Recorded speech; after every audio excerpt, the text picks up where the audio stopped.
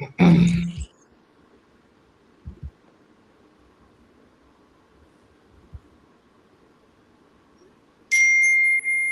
my bad, y'all. Oh, damn. That was me responding to Cairo.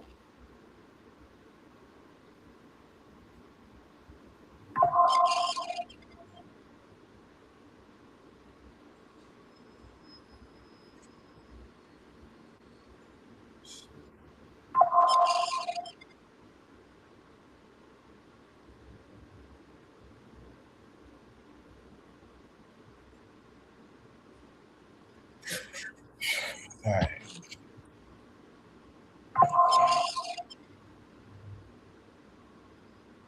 Who is Z Dawson?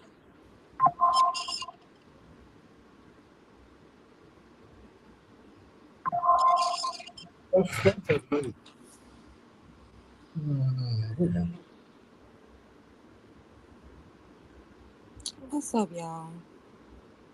What's good? What's good? Yeah, My God. another episode. All right, I was just responding to Cairo. All right, let me get back. Okay, there we go. All right, so we got that out the way. All right, oh, there we go. All right, let's see who in the comment section. Nobody yet. All right.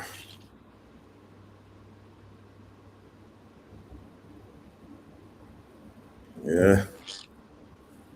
So what's going on? SG. There go SG just joined us. Which one of them men in the photo is him? Neither one. That's 50 and the dude from his spinoff. Oh, look at me. I wouldn't even know. I thought that was a family photo. Nah, that's fifth. And I forgot the young actor name.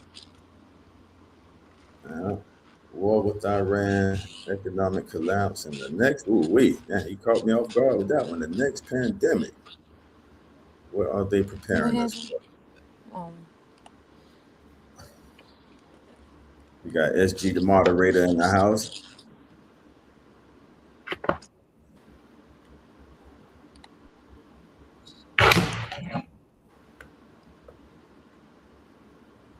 Yeah. What's the pre-chat before we get things popping? Anybody got any pre-chat, pre-topic thoughts? mm-mm. All right, so yeah, some of the stuff I was gonna run by you yesterday, what I was talking about, if um, we're gonna talk about it kind of towards the last topic, but All right. with the recession slash pandemic like situation going on, but Uh-huh. also I don't know why the niggas arguing in the Discord. I see I that. haven't paid What up, attention Rich? to and there's been going on in there. All I know is I see them niggas going at it. Y'all got a real community going on. Brother, what up, brother Rich? Little Rich? Rich said they in there cutting up in the Discord. And I have no idea what's going on because they be talking a lot in that motherfucker. I don't go back and read all that shit. But so, but yeah, another thing that I was gonna follow up with you about was remember, Maverick Approach. Mm-hmm. Yeah. So they recently had the woman from, the woman who created the Matrix. They just had her on there. Oh, that's dope. It Yes, was, Sophia. yeah, it was a crazy interview though, bro. Mm. It was very crazy. In a If good it, way or bad no, way? in a bad way. I got an idea, but I want to hear you out. I kind of got an idea of why it went crazy. Like I don't want to talk about it too much because it's gonna overwhelm this, but Oh, that's a big part of what I want to cover. all right. Yeah, I can't wait to hear what happened with that. They said they had a big guest coming on. So one thing I will say real quick, I love how in our community, we pretty much turned the podcast talk shows into the circuit. So people like that, they would usually go to the broadcast talk shows. And I don't want to promote any of them, but y'all know what I'm talking about. I don't want to name. They already got enough fame. I don't want to, But so now I appreciate them coming to the platforms like this and other platforms. I think that's very therapeutic, and it connects the content creators that's working their way up to the people who already have status, and for them to come to those platforms, good or bad, better or worse, I think is good for our community. Yeah. So instead of them craving the late night talk shows and all that stuff, they're like, how come, let's just go. Well, back in the day, they would call it the Chitlin Circuit. Let's just hit the Chitlin Circuit of podcast talk shows. And if we keep doing our thing, it's only a matter of time before we start getting guests like that. Come on. Right. Yeah, we'll chop it up about it after this. But it was very interesting. Yeah, she's very interesting. Like you say, we'll wait, but I can't wait to hear how that turned out. Because she sort of got, I will wait. Yeah, I've seen quite a few interviews. She's super deep. But them niggas are like very informative, intellectually deep brothers themselves. And absolutely, I'm gonna say this: they got her. They got her mad. That's what I was thinking, Jamie. But I had to hold it. I figured that. So you've already answered that question. I said that probably when I asked you if it went crazy in a good way or a bad way, and you said bad, that was my assumption. Yeah. I will go ahead and say this. That's crazy that I'm hesitant to say it, but some of the interviews I've seen with her, she's somewhat, I got to use this word, Solo, she somewhat has a condescending spirit. And I don't know if that had anything, huh? Who are you talking about? The lady who created the Matrix and Terminator and all that. So it's a way to handle people, even if you know or believe you're smarter than the person. As our late great icon Maya Angelou taught us, people may forget what you said, but they'll never forget how you made them feel. And I would like to apply that to some of the interviews I've seen with her, with us. It's usually in our community where she'll kind of speak to the host a certain type of way. Am I on the exactly? So that's what it was. Very much so. Like, I kind of figured that. I hate that. Maverick, for the most part, you've seen a lot of his stuff. Maverick, for the most part, was very respectful. Yeah, he was trying to be nice to her, but she kept cutting him off. Like every time he was trying to say something, she kept cutting him off. I called it.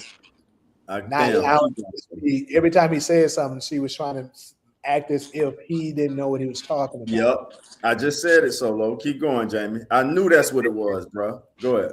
And then basically, Maverick, he was bringing his receipts to prove what he was saying. She didn't have any. All she didn't have any. What would the judge say? What would the judge say?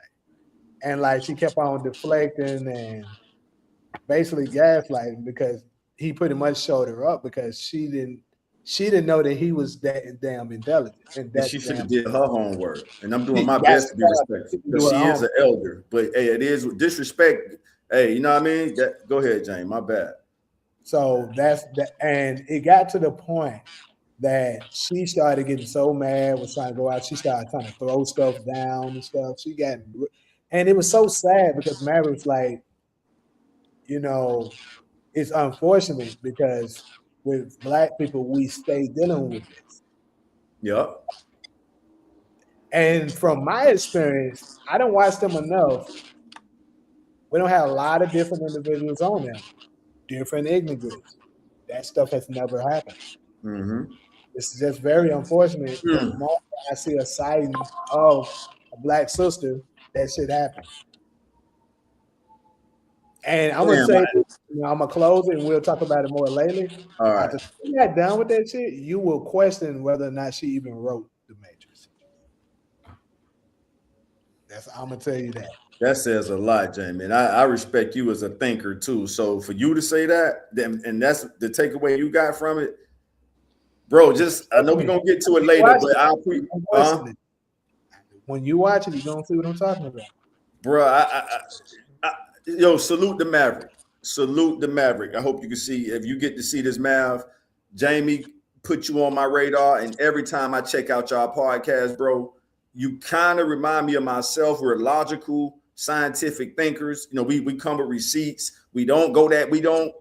When you won me over with this, bro, when you would reel in the conspiracy theories with logic, you would ask basic. I'm gonna give you an example. When you spoke on the Giants walking through Bayside, Miami, and you was like you psychologically asked the question instead of making a statement. You said, how much is Bayside, Miami under surveillance?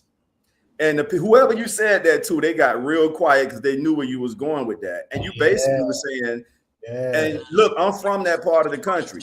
So Miami, just like LA, is very advanced. You know, so that was a great question to ask. It's heavily under surveillance. So you mean to tell me that we don't have different angles of these quote unquote giants walking through Bayside, Miami?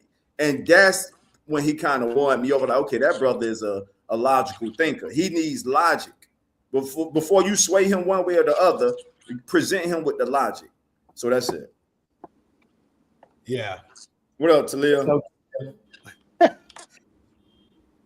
But yeah, so moving along. No, not my bad. Let me get one more thought out, Jamie. I knew that's what I just got to get this out, bro. I knew that's what it was because I seen her on other platforms. It's sort of discouraging me. Like, I can't speak for your platform because you're the boss of this, but it would discourage if you blessed me with the spinoff idea, and I would be hesitant if someone called me and say, "Hey, are you open to bringing her on the platform?" To avoid having that experience Maverick them just had, I probably would turn it down, bro, because I don't like. I probably would too, bro. After what I just saw, I probably would too. And you want the traction, you want the exposure, but if it comes at that expense, and I remember that brother saying, "Hey, we got a big guest coming on." We was at the podcast studio when he said that, and I was excited for them, and to hear that's how it went. It kind of turns me off about her. Like, yeah, I don't know if I would want her. No, I don't just like, yeah. Because she tried to, see, this is the thing. She tried to undermine him. And she tried to push it off as if, oh, you don't have the experience. Oh, you're a baby. You don't know how this industry works. Mm-hmm. That's how she talked, yeah. She didn't do her homework. Maverick has been a child actor since he was 4 years old. He's now 41. He was at the top of the list. Like, he was signed, I think he was signed by CAA at one point. Wow, that's big. He knows all about this shit. So he's like, no, I know exactly how it works. I've been doing it my entire life. From LA. You moved to LA to do this. I'm from here. I know I know how it works. So you're not gonna lowball me like that. Like, I don't know. Straight up. Salute, Mav. Wow, James. Salute, brother. Cooked, bro. She was trying to constantly do some stuff. That's that. I hate to say it, and I'm gonna say this from my heart with love. Damn, Solo. I'm hesitant to say it again, but that's that New York shit, my nigga. Fuck it. That's why we took over hip hop the way we did, because our family. Now I'm going to embrace them as our family, but that New York state of mind where everybody else slow and stupid, including our West Coast family. Like, yeah, my nigga, we don't be with that shit, dog. Y'all are family members. Y'all the motherfuckers that moved up there and thought y'all was better than us. And some of that shit still carries on to where, when they speak, just shut the fuck up and let them say what they got to say. Nah, this is different. When that internet came out, that internet killed all that shit.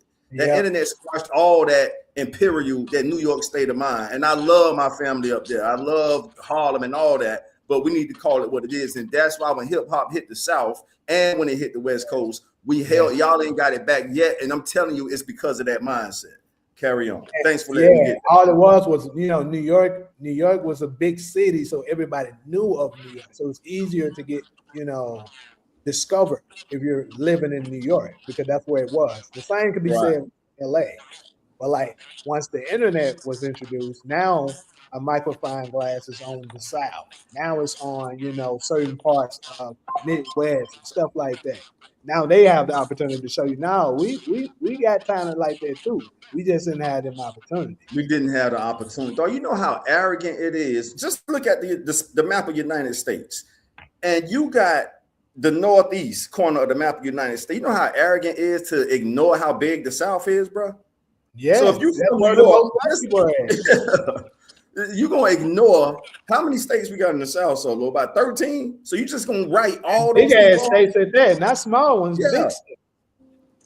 And as a hip hop kid, I'm telling you, that's why when the South got that shit, we held on to it so strong. Still to this day. That's why Atlanta became the new cultural hub of hip hop, because we understood, like Icon said, Maya Angelou, people, you might forget what a person said, you would never forget how people made you feel.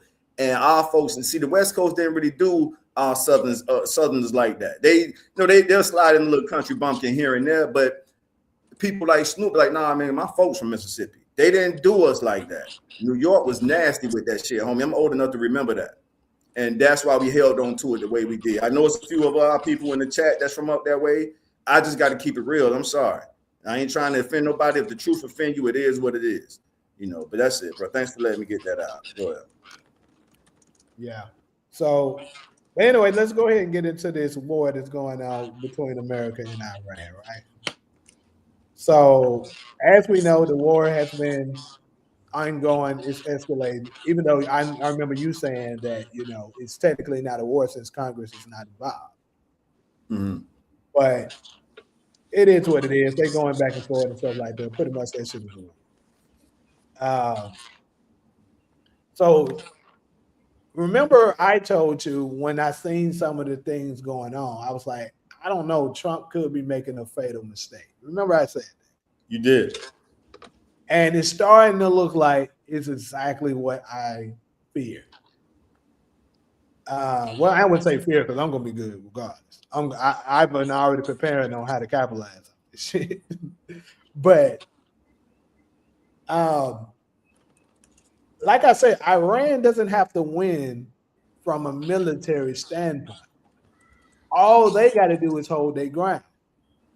Remember I was saying it, and that's absolutely. I just didn't want to cut you off. You've been saying it, bro. You know I'm with you when you're right, bro. I don't be sitting for solo when you're right. I'm with you. I get brought up in that conversation. That's one of my favorite phrases. Solo. Go ahead, Jamie. But I hope Jamie acknowledged that I don't simp for Solo and Jamie on point, and you've been saying that, bro. So what's going on with that is basically Iran. Hey, so to Solo's point, what was that, Wednesday? They have destroyed a lot of military bases of the states. That has been happening. And it's basically it's starting to make the United States look like they're vulnerable, which I was saying could happen. All you got to do with a bully is put up a fight. If you put up a fight, the rest of the people that's been also looking at you like this godlike figure will start to look at you like, oh, I don't know. You look like Hercules for a second. Now I'm starting to think, I got a shot at this shit, nigga. I don't know. Maybe if I help Craig with Debo, get out of here. That's how they're starting to look at it. Because look, America was in charge of protecting all of basically the world for the world. But the Middle East for sure.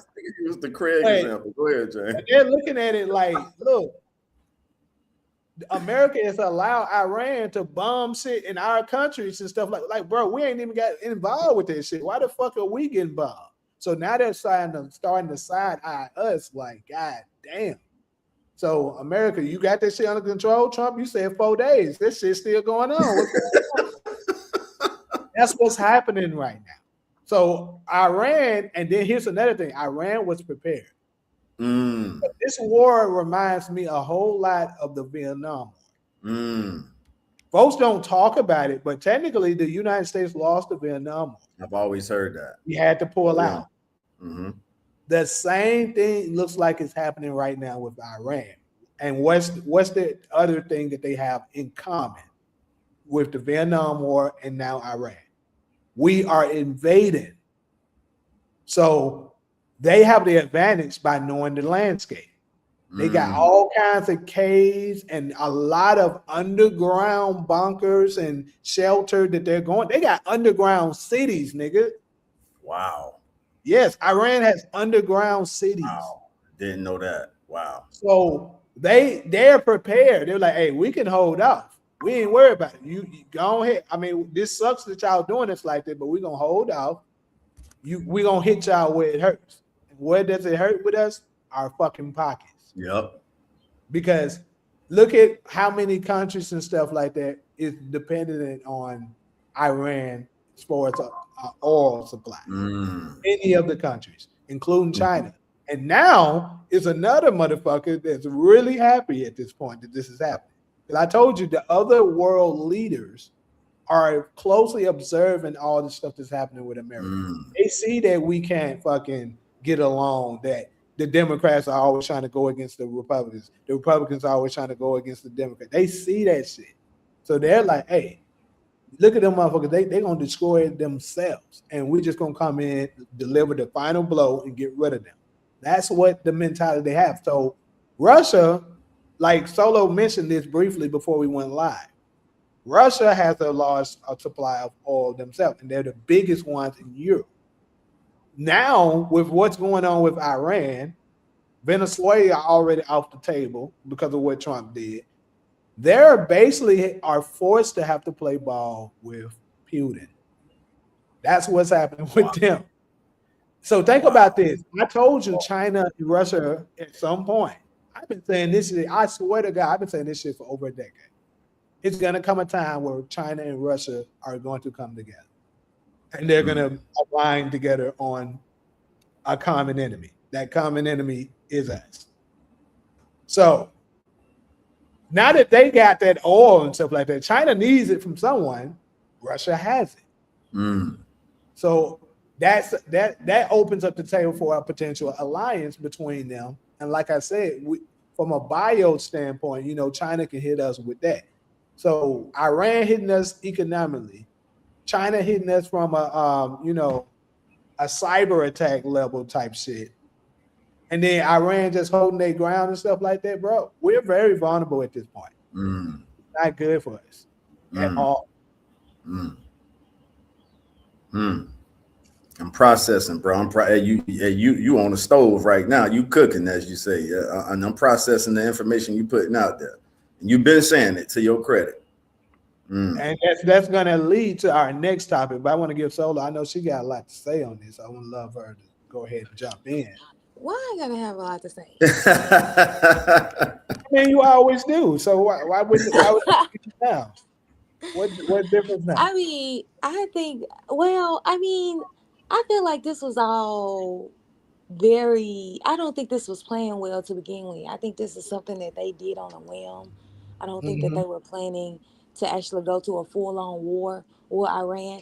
And I also don't think they had clear objectives on what they plan to achieve when they went in there and how they plan to achieve it.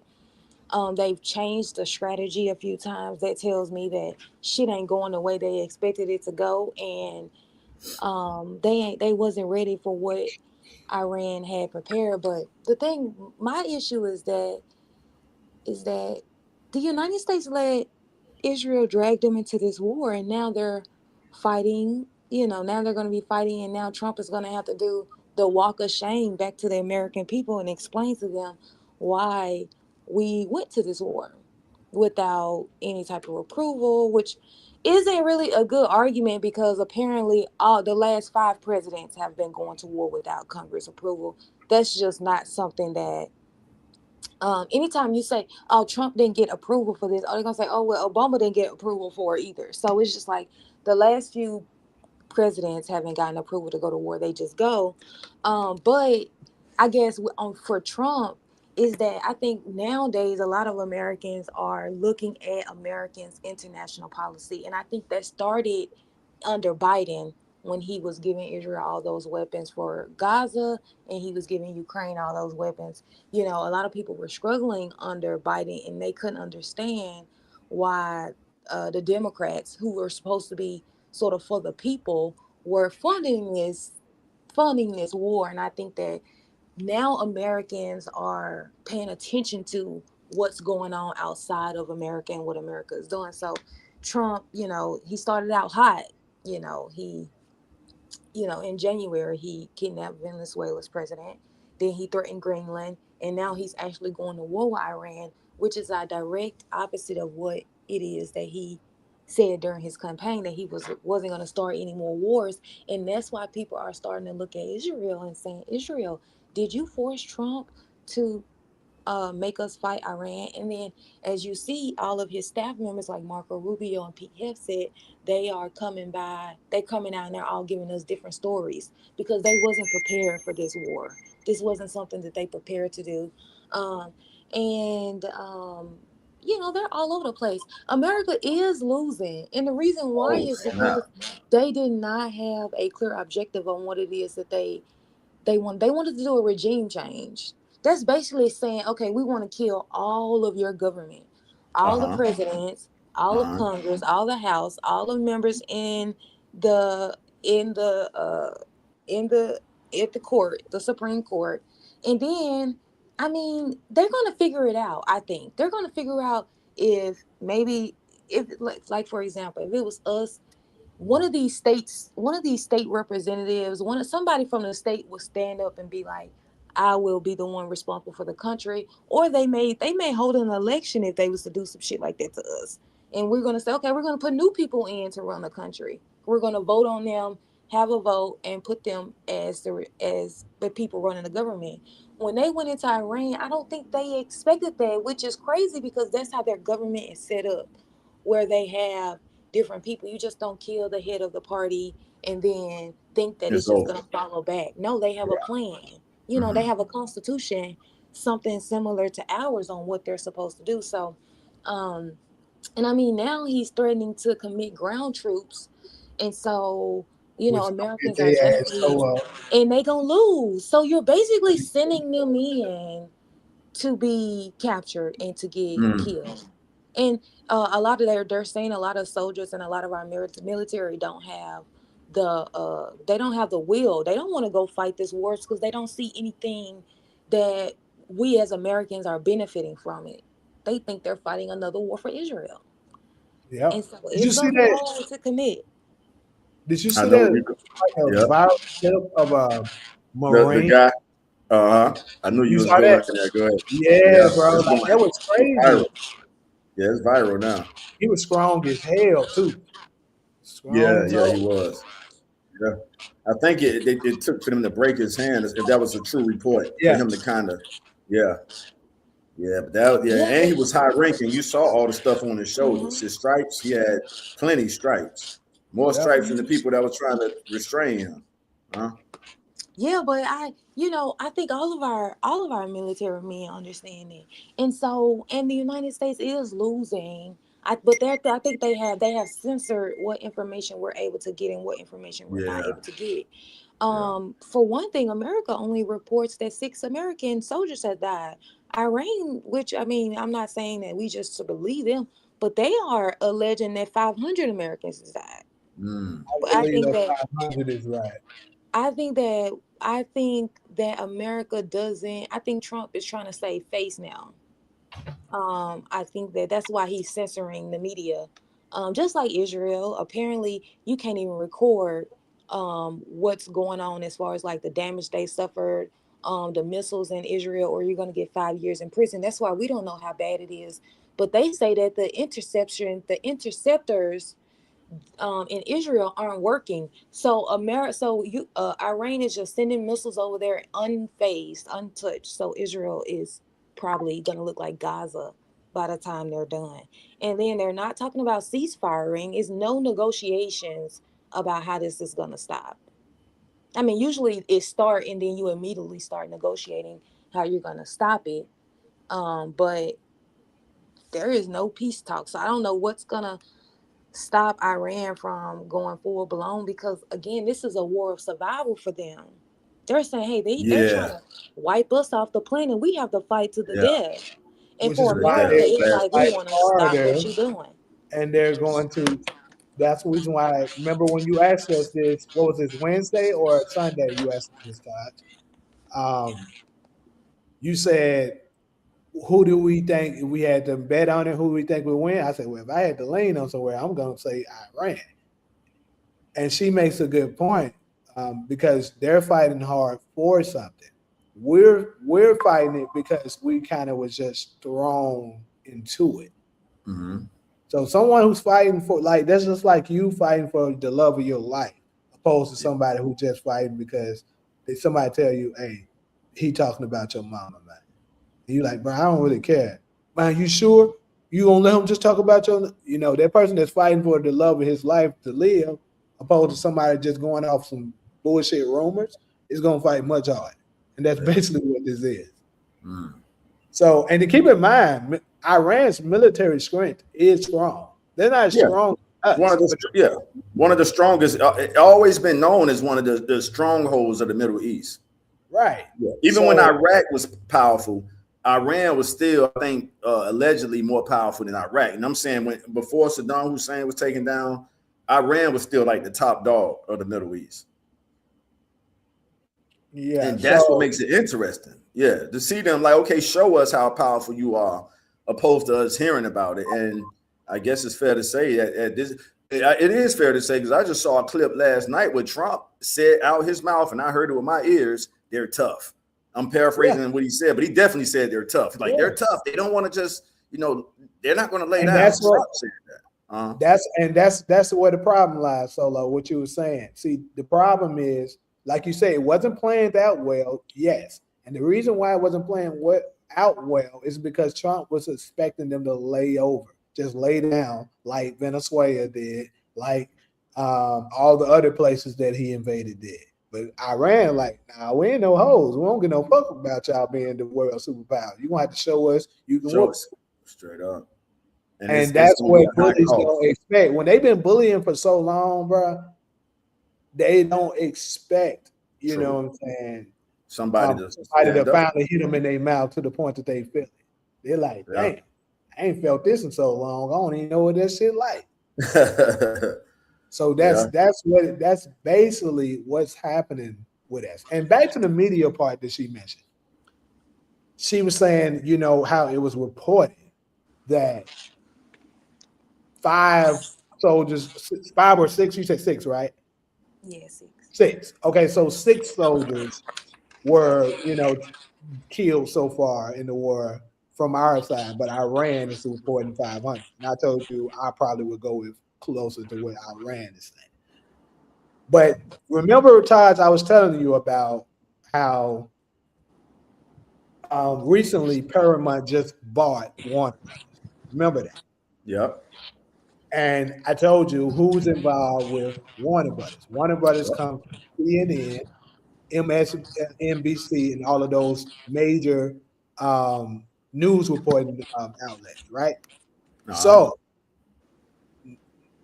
the problem is Trump is good friends with the owner of Paramount.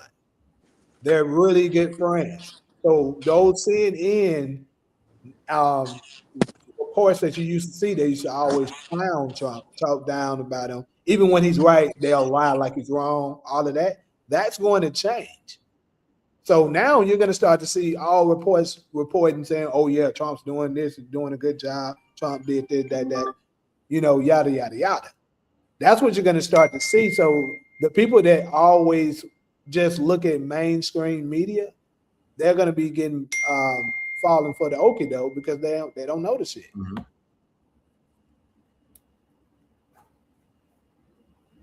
Yeah, and that was confirmed by somebody else who you was the first person to tell me that, and then somebody else, I can't remember who, and it's not important to, but they pretty much said the same thing you said about that.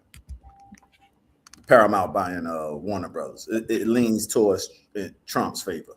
Yeah. So Trump is going to gain control of the media now. He got to get past his battle first before he can. He need to get past this up and coming midterms election. Oh, and that's what, this year or next year? This year. Ah.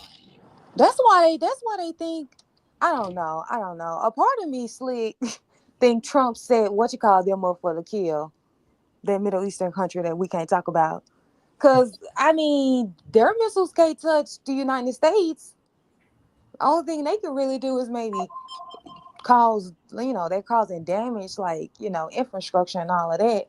But I mean, they're not gonna hit one of our damn cities, but they Right. can reach y'all. Hey, remember That's I told you they got to yeah, go for something else to happen. Remember I told you that? yeah. That's And Hey, that's a right. clash of the Titans. That's a when I say You clash of want the war, Titans, huh? John? Taj, you want war with them? I'll give you war with them. You're the Yeah. one. You're the one. I mean, Ooh, we I solo. mean, So I you mean, making when it comes to the battle of wits between Trump and Netanyahu, it sound like and I'm all ears. It sound like as of this conversation, Trump sort of has the upper hand. Is that what you're hell no. That Trump didn't want to start it. He got pushed into starting it. I right? mean, But but to me, the point you making, if I heard it correctly, is okay. Y'all wanted this war, so you're gonna take the damage with it. Like their missiles I, I mean, I think that's can't why reach, he was huh? willing to do it. I think that's why he was willing to do it. be right Right, back. and that's Because a he smart like, chess move. Look, I'm not the greatest. I'm not the greatest chess player, but I know it exists. So if I'm just great at chess moves right now, that was smart on Trump's behalf to say, okay, y'all gonna take more damage than we take on the mainland.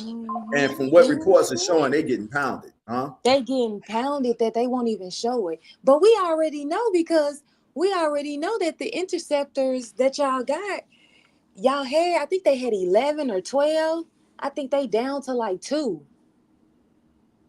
So like them missiles Uh-huh. that's coming in from Iran is going straight into their country. Imagine some shit like that, y'all. Every time you look up, every time you look up, it's some boom. You sitting in the house waiting on the next. It's, I know That is somebody. insane. I know somebody who dates a Euro Jewish girl who has family over there, and they said exactly that. So I'm a step closer to actually hearing it from somebody, that knows somebody that's over there. They say that's exactly what it is. So low, they're pretty much watching missiles fly over their Mm-hmm. head. Yeah, Over their head. And it's yeah. crazy that people be recording. I would be under my damn bed.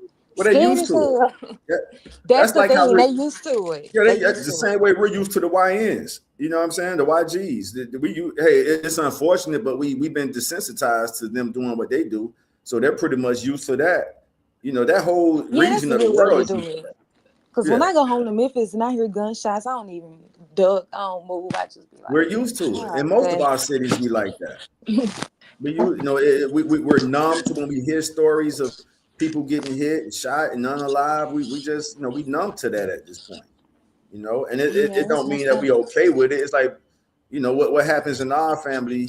If y'all not gonna help us from the outside, then mind your business. That's Black America talking to the world. Like, hey, we know what's going on. We doing what we can do to try to get our children and sons and nephews and daughters in order. But if y'all not gonna send resources of help, if all y'all got is an opinion from outside our community, it's like a infighting within the family. That ain't nobody else's of. business on the block, is what I'm saying. Mm-hmm. Yeah, that's kind of like how we operate, when it comes to that. But yeah, we And I used to it. think We that's come to it. and I think that's that is one of the things that I think other races, other groups of Black people could learn from, because I don't feel like in our spare time, like when we're just having conversations, we bring them up. I think that our conversations are usually about us and what we need to do, but then you have them, it's like you hear they talking about us and what the fuck we got going on. Because we're in the paraphrase quote of what I heard Jamie Brother say one time, we're the most interesting niggas on the planet.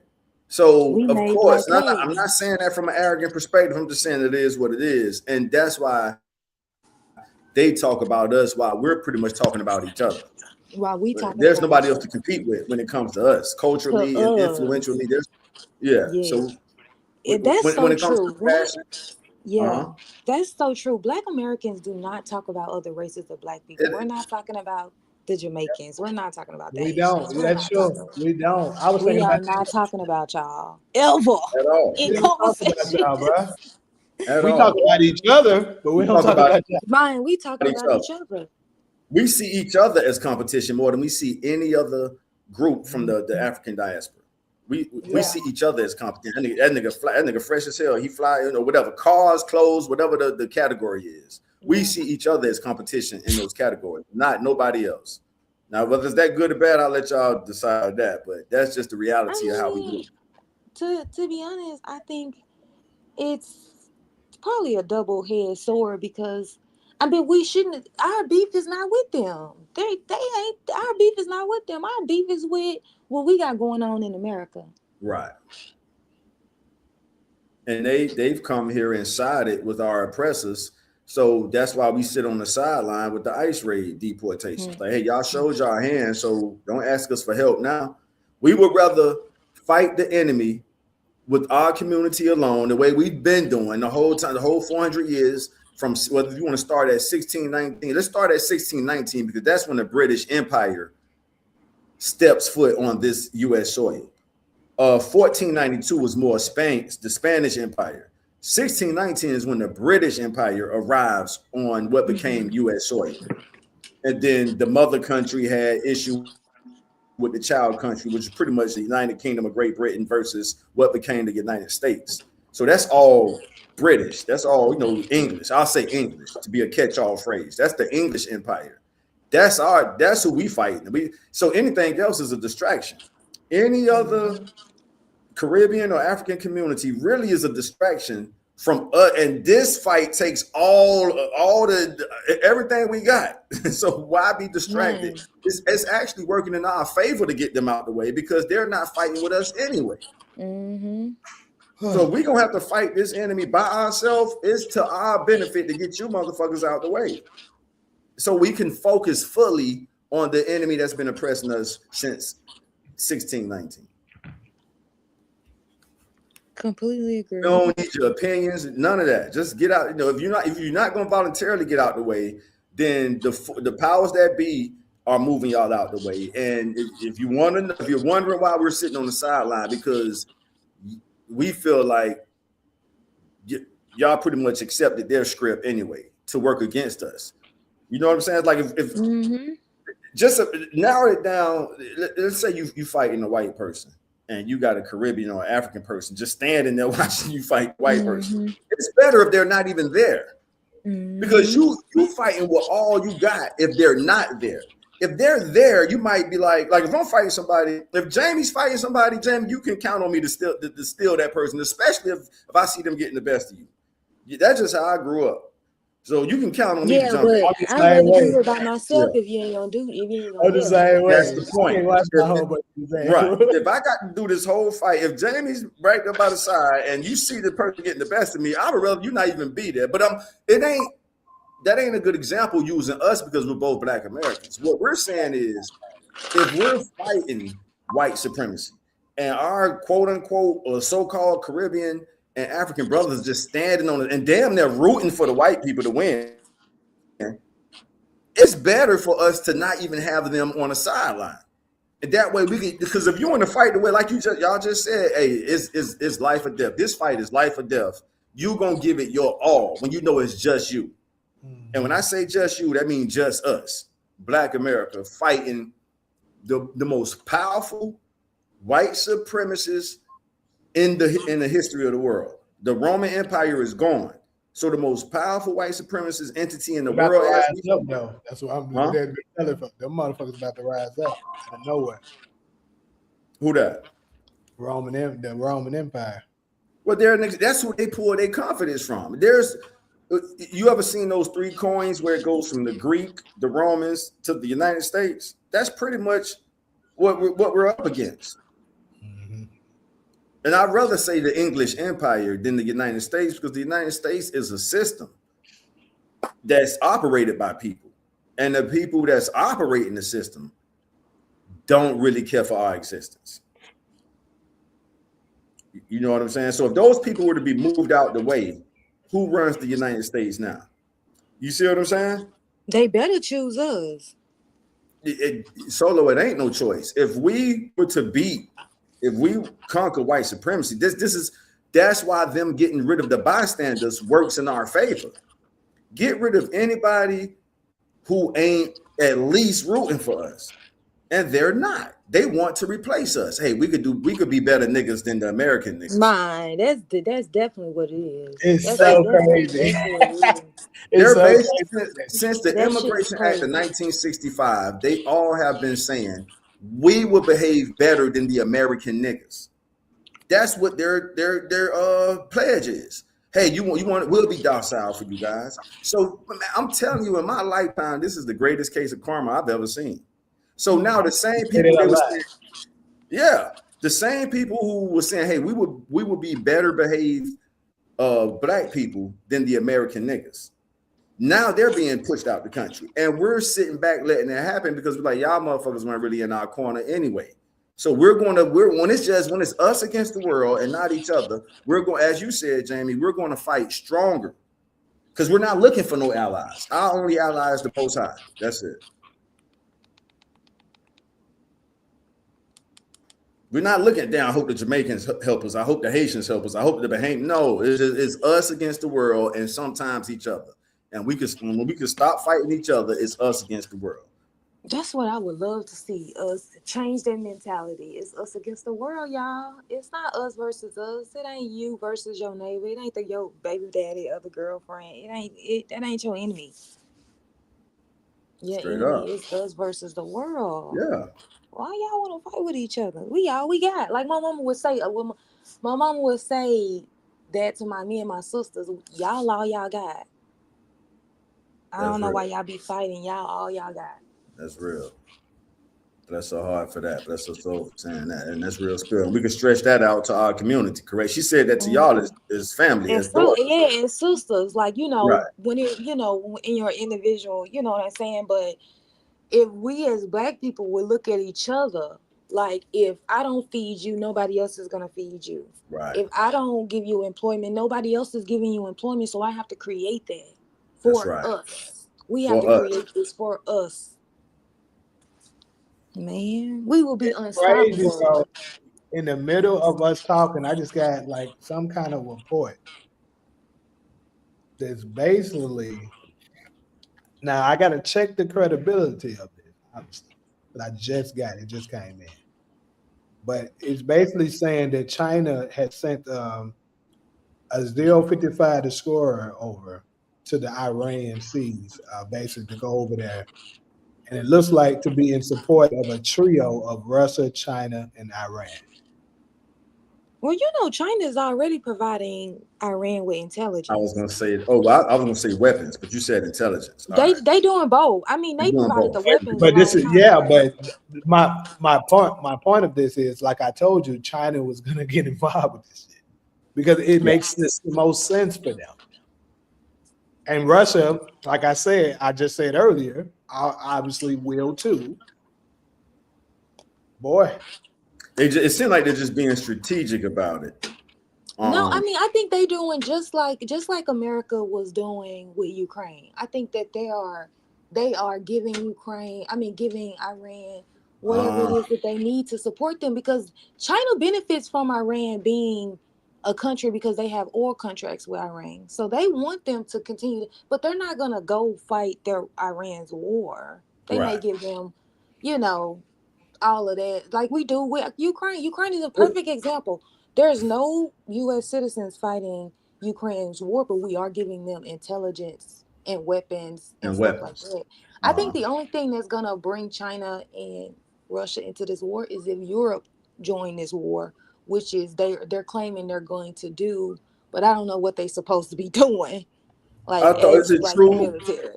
Is it true that Iran struck Britain already? United Kingdom, or Great Britain? They have every right to strike them, given that the UK have allowed the US to refill at their dock and get more weapons and all of that, and now they're on their way back.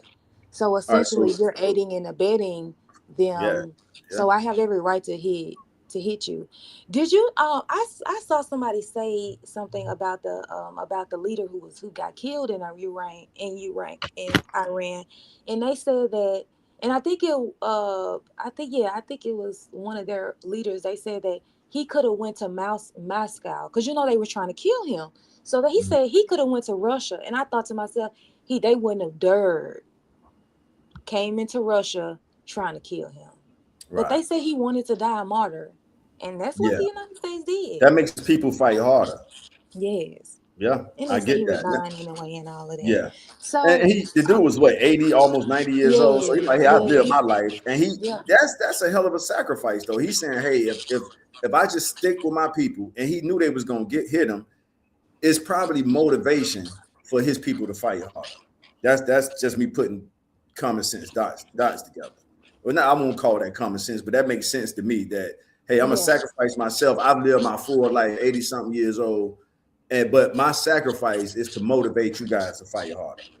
hmm And the other thing is that, according to my podcasters, I don't know a lot about Muslim, like Islamic religion, but they say that the type of Muslim he is, they believe in martyrdom. So it's kind of like he said that one of the things he said to the people around him was that if my people don't have a place to run from a strike, then I'm not gonna go to Russia. That's why he decided not to go to Russia. I was thinking to That's myself, the United States would have been mad as hell because they wouldn't have dared when in Russia trying. They would have dared. Israel wouldn't have dared sent a missile into Russia to kill him. right, right. He would have But been that's completely safe yeah. in Russia. They wouldn't have dared. But what good can he do his people from Russia? And how much respect you think his people gonna have if they find out that's what he did? But Like, the okay, but that's messed up. You got somewhere to go, and we don't. right, And right, he said that. So right, right. But also, the other thing is that, damn, I think I didn't forgot. Never mind. what else, Steve? Real quick, I see Steve Harris in the comment section and They Demarcus. not afraid. They're not afraid to die. The Muslims in their religion, they think that is sort of freeing, according to these people. Now, these people are Uh-huh. just. They're not scared. They're not scared to die. Uh, So this will be interesting. Oh yeah. Oh yeah. And I would like to say to my people, Black Americans in the United States, let's we need each other, and let's get our houses in order. Let's do our best to get our situations in order. Like I heard my brother Jamie say, let's take care of our family first, the best we can. We know family issues and dramas occur as well. And then after family is friends, as a community, we need each other more than ever. And it's time for us to stand on business and get our houses in order. Because in the event that somebody needs to step up, rightfully so, it's us. And if we're not organized to step up, then we miss the opportunity. So we're doing our Man, you part, just Black don't Cat, know. UAN. Uh-huh. Yeah, Taj, you just don't understand how bad I would want us to have like Black Wall Street right now. And we could do it, as a psychology more than a geography. So Black Wall Street in Tulsa, Oklahoma, that was a geographical location. I think the new Black, and thanks for saying that because you're giving me a chance to share this idea. I think the new Black Wall Street should be more mental, where it ain't a place they can bomb. It's a psychology of us just. That's why I wanted the Harriet Tubman 20 to come out so bad, because it would have been so easy for us to just say, hey, everybody spend a 20 with your own people. Because every time you see one, you could think of us. When you see Harriet face on that 20, spend it with the people who look like Harry. You know what But I mean? So, Taj, and that Black, go ahead. that's it. I was just gonna say that's the Black Wall Street psychology, opposed to Black Right. Wall Street being rebuilt as a location.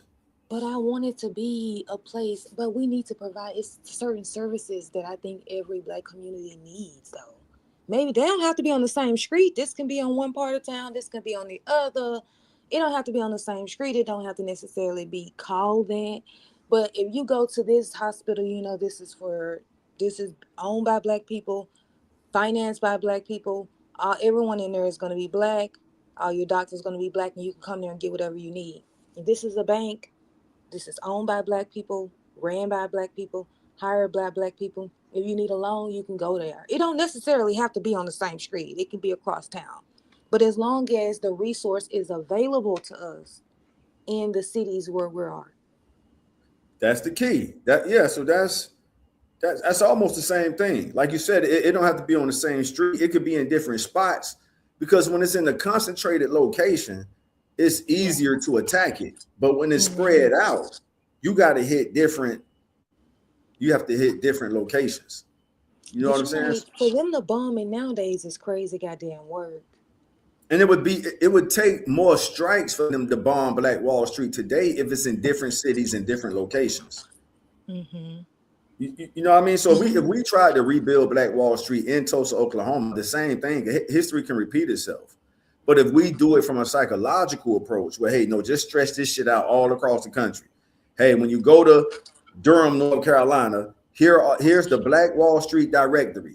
When you go to Memphis, Tennessee, here's the Black Wall Street directory. When you go to Hollywood, Florida, here's the Black Wall Street directory. That's the cycle. And it's still locations, but it's just all spread out. How do you take that down? And that's the case all across the country. It's hard to take that down when you got all these different spots to hit.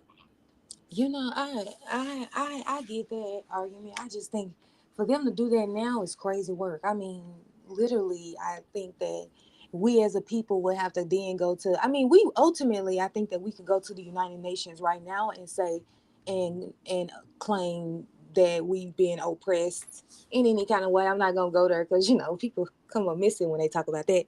But I mean, if we were to do that until 2027 and they bomb it in 2028, I mean, we should go right to the court and get these motherfuckers locked up for real. Let me ask you this, Solo. Who set up the ICJ?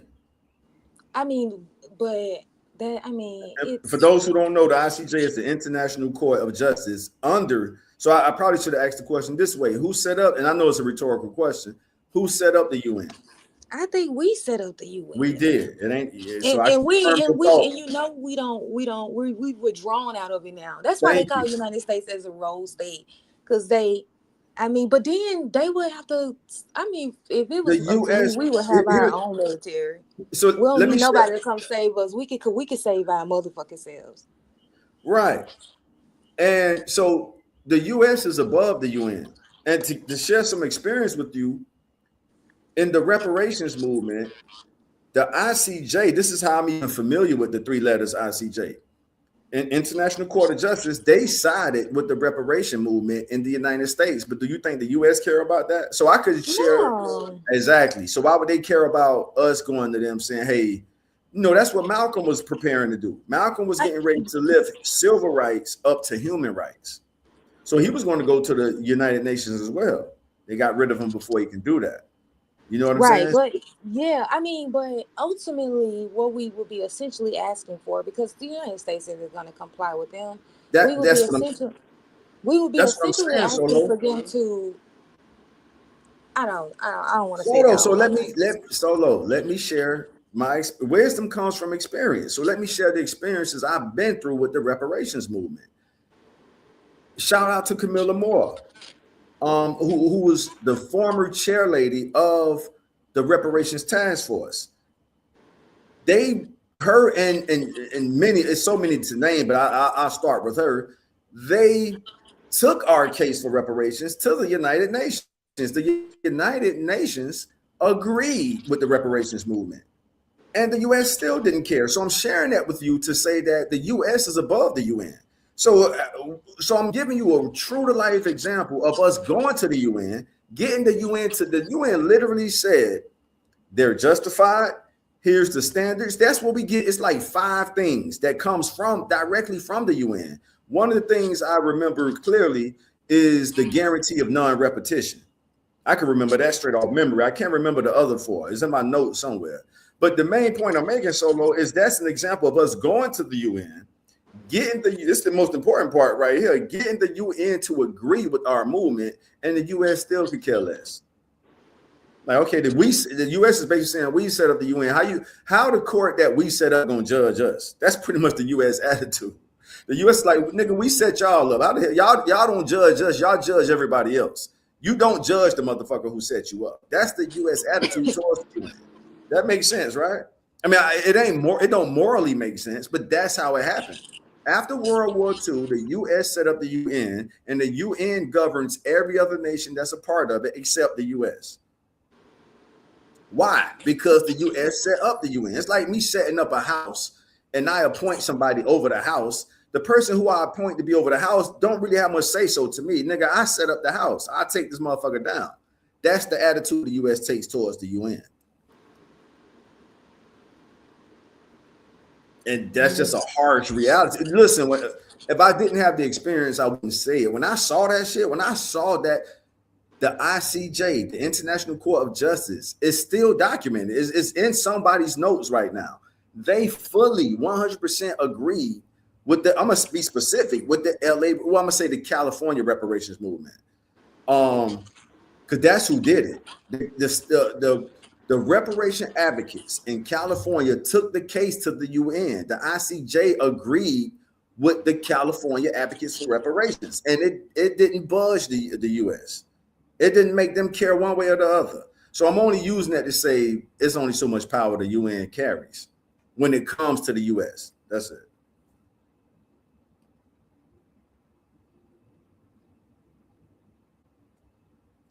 I'm not mad or upset. What up, SG? See what y'all got going on. Y'all not tired of going back and forth? Yeah, that's y'all been at it for weeks. So she talking about DB. They thrill and feel off that, Talia. But thanks for putting that comment. Yeah. Marcus, it is kind of suspicious that now that you in here, the troll not in here. I'm just saying. Right. It's just very convenient. Yeah, and he was going off on you about that earlier, but it wasn't worth Ever since I said that, he been throwing smoke. And that's a giveaway. That's a dead giveaway. Bradford used to been cool with me. He never wrote nothing crazy. But ever since I said I think him and DeMarcus be throwing shots. Yep. Okay. After that. No, you're right. I caught that. You know we got you though. I did catch that. Yeah. It's okay. So I just can't wait till Trump come back doing his walk of shame. I want to know what he gonna say to explain this to the American people. While we just spend all this money on military weapons. I just noticed I was on mute. I'm tripping. What? I just noticed I was on mute. I saw that. But I was agreeing with you, basically. I was saying he's never going to admit that shit. He's going to, brush it on something else. And he's going to, hold on, what was the last point you just made? My bad. Go ahead. Me or Solo? I don't remember. Her. Okay. I don't remember. My bad if I made you lose your thought. But I was just pretty much just backing up what you're saying, that he's not gonna admit to that shit. You know the type of person he is. Right. He's gonna find a way to say it was something else. Yeah. So who gonna rebuild that Middle Eastern country that we don't talk about? To your point, Solo, I think that was strategic on Trump's behalf, and he did that last year when he allowed them to get pounded. Because to answer your question straight up, the U.S. taxpayers, and this is why I tell y'all, if we look at it, I know it's not technically officially the 51st state of America, but that's pretty much what it is. It's the 51st state of the U.S. And so when you ask who's going to rebuild it, our tax dollars are going to be. Who else are they getting financial support from? So why taxes need to go, and we need to just throw that shit away. That too. What y'all think about Iran threatening to strike the Dimona nuclear reactor? And that's where the Judah Hebrew Israelites, the Black Americans who moved there, they live around the Dimona nuclear reactor. So black. That's where Israel put them. Next to a nuclear weapon. That's exactly. I actually seen something about that. Hold on. What the fuck? So the Black Americans who did their righteous return to Israel as Judah Hebrew Israelites live right around the Dimona nuclear reactor, and Iran allegedly threatened to strike that if things got. It was, if I remember it correctly, they were saying that if they hit the Dome of the Rock, I could be off a little bit. No, it ain't the Dome of the Rock. The Dome of the Rock is in Saudi Arabia. They said it's a highly revered Muslim mosque in Jerusalem that's on the Temple Mount.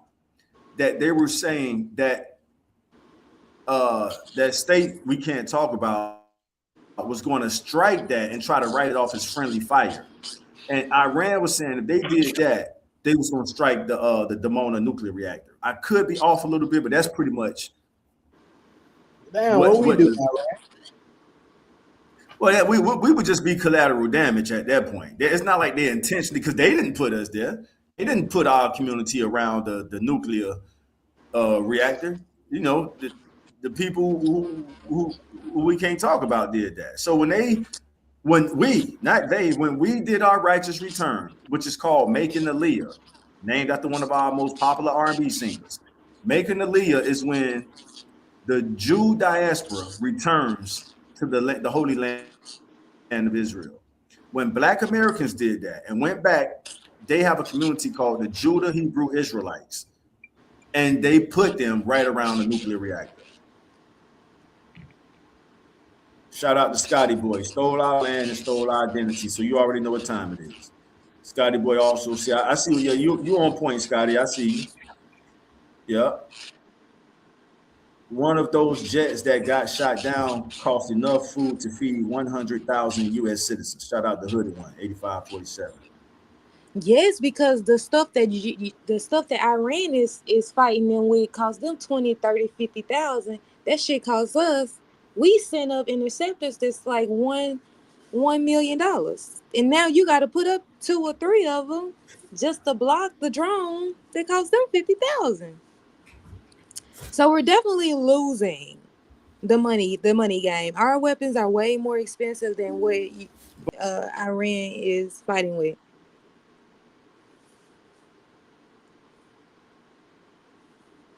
So we're definitely losing. And guess who's gonna have to replace all that military equipment? Us. All right, though. So I want to go ahead and move on to the next one. Basically, the way things is going. And Charles, you remember when we was in the he's actually loading right now. I don't know if you can hear me.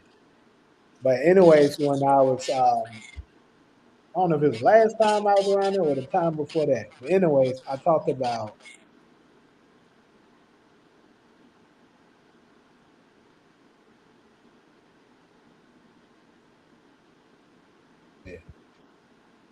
I was saying I would be all for another pandemic-like situation. And explain what I mean by that. I'm not saying I want another pandemic to happen like virus or some shit, and people dying from it. I'm not saying that. But what I'm saying is a situation where the government has to shut down, and we can go from paying bills for a small time because I'm going to heavily capitalize on it. Remember I said that. Mm-hmm. So it's looking like right on cue that shit is about to happen, bro. You're already seeing, folks are starting to become concerned about some kind of retaliation to Iran and shit like that. Apple is starting to close down a few stores and stuff already because of that situation, and a couple of other companies. And I think if this stuff keep going on and escalating, it might cause an economic collapse that we might go into another crash, like another 2008 situation. And I'm telling people, you need to be prepared. Like right now, you need to be stocking up on gold, get you a lot of food and stuff like that while you can. Don't be bullshitting right now. You need to be saving up right now. Cause I'm telling you, shit is not looking good. Well, you know, man, we already at the bottom. You know, at the bottom of the vibration totem pole. So when it's bad for everybody, we kind of thrive because we already so used to, you know, living at the bottom. You know what I'm saying? Again, of the vibration totem pole, not so much the financial totem pole, although it's a connection to be made there too. So, I mean, I'm just for, I guess I could have just said it this way. I'm for anything that'll bring us closer together, even unfortunately, if it's catastrophe, tragedy, and stuff like that. If that's what it takes for us to work together as a community, so be it. Unfortunately, you know what I'm saying? You know, if we not going to stick together until we get to the edge of the cliff, then let's get to the edge of the cliff. You know what I mean? Yeah, but I think you're right. I think it's a high possibility that can happen. Another bio leak or whatever to shut everything down, and here we are again. So yeah, I agree with, you know, of course we'll thrive because we're used to already, you know, not having nothing. But here's the problem where some more problems collide. You still need to be prepared because even though the other people, you know, might not be used to poverty like that, they still might be paying attention to, okay, yeah, this shit is about to crash. Let me stock up on this. Let me stock up on that so that I can be ahead of things. That's not typically how majority of us move. We get caught. Now, granted, we'll survive under any circumstance. We will. But like, bro, we can actually use this advantage to get ahead if we be prepared.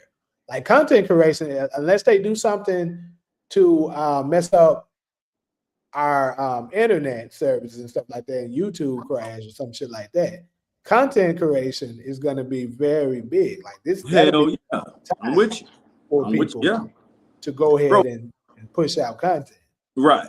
Nobody does news better than us. Finish your thought, Jamie. My bad. I just couldn't hold that back. And when I say nobody does news better than us, I'm talking about pre-internet. I know a lot of y'all ain't old enough to remember how it was before. But in cities across this country, we're known for doing what? Being outside, on the block, chilling, and doing what, among other things? Talking about what's going on. That's us. From Memphis to New Orleans to Miami to LA, New York, Chicago, you name it. We're the outside people.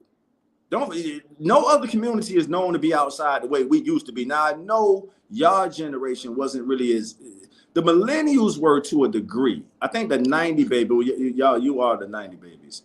The 90 babies was, y'all was outside too? Yeah, I spent my childhood outside. There you go. So you can speak for the 90s. Yeah, so y'all know how I'm saying, and what were y'all talking about when y'all was outside? Y'all was talking about stuff that's going on, whether it was local. So to your point, Jamie, we gonna be all right, especially with the content. Don't nobody do news better than us, bro. Nobody do, nigga. We exceed in telling you. Where do you think the slang which the T come from? I know it's a Black American woman thing, but T is a slang word for news. Nobody slang the tea or the coffee like us. Nobody. That's it. Oh, 4 y'all was outside. Look at that.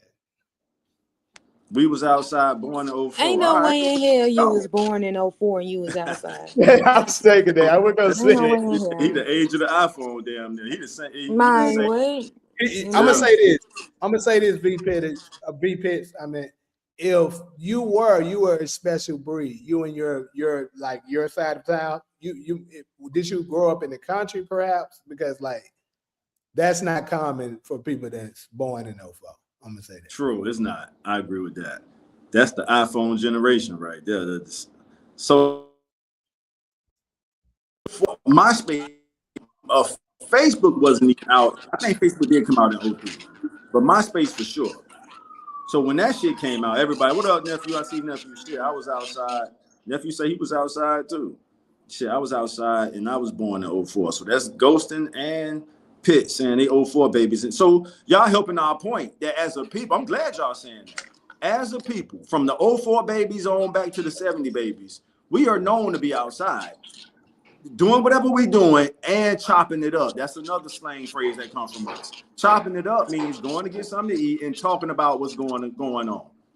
That's the whole chop. Whether you chopping up a steak, chicken, turkey, or a piece of salmon, and talking about what's going on. You know, so we excel when it comes to that type of shit. And so I'm so grateful for the internet to provide us with that platform. I know people get fed up with the social media stuff, but I wouldn't trade it in for nothing. It's our way to share news stories within our community without going through mainstream media. Yeah. It's definitely helping us in a lot of aspects too, because now social media, especially YouTube, well, I would say Instagram and TikTok is playing their parts in it as well. You know, and helping us be able to debunk a lot of the misleading news that they putting on mainstream that are lies. Now we got another source to go to find out what the real truth is. Bro, we never really known about this shit until if you know, social media didn't exist. Right. Bro, as probably one of the few people that's old enough to remember the world before social media, dog, it would take weeks for stories to go from one city to the next. And Jamie, you made this point earlier. That's why New York reigned supreme, because all the stuff went to New York first, then LA. That's why they was calling us country in the South. You know why? Because it took weeks, sometimes months, for that shit to get down south. This is before the internet. So when the internet comes out in 96, and it really didn't become a powerhouse until like 2000, now everybody get the shit at the same time. Now Southern niggas can show they swag because we getting it at the same time New York niggas get it. You smell what I'm telling you? So that the internet changed this shit. And yeah, bro, it could be a trend. Y'all old enough to remember when the cousin may travel from a different city and they had a certain swag or style and they kind of rubbed off on wherever they came, but you had to wait for them to come. Oh, damn, nigga, where you got that from? Oh, yeah, they only selling this in New York. They only got these in LA. Now that shit is everywhere. You can order that shit through Amazon online and everybody get it at the same time. And it neutralized, you know, stuff like that for all of us. That's it. All right, let me go ahead and address DeMarcus super chat. So he said, let's end this. If I was Michael or Branford, why would I go to Nate to try to talk to UAN TV to get unblocked, to get blocked again? Make that make sense. I'm gonna say this. To be honest with you, I'm not exactly sure what you mean by this. So I kind of will need you to clear that up. Like, yeah, you did reach out to Nate to let me know that was going on, but I don't. The part where you're missing me is how does that prove that you're not him? I mean, because to be honest with you, Michael and Branford surfaced after that situation. Like, I wasn't dealing with Michael nor Branford before that, you know, happened. So and DV, go ahead, Jamie. Finish your point. No, that's it. Go ahead. Yeah, DV, man, we appreciate you, bro. You do donate the most. At the same time, fam, if you are behind the Michael and Bradford thing, that's a huge distraction to what, dog, we doing some serious shit on these damn platforms. We talking about world power.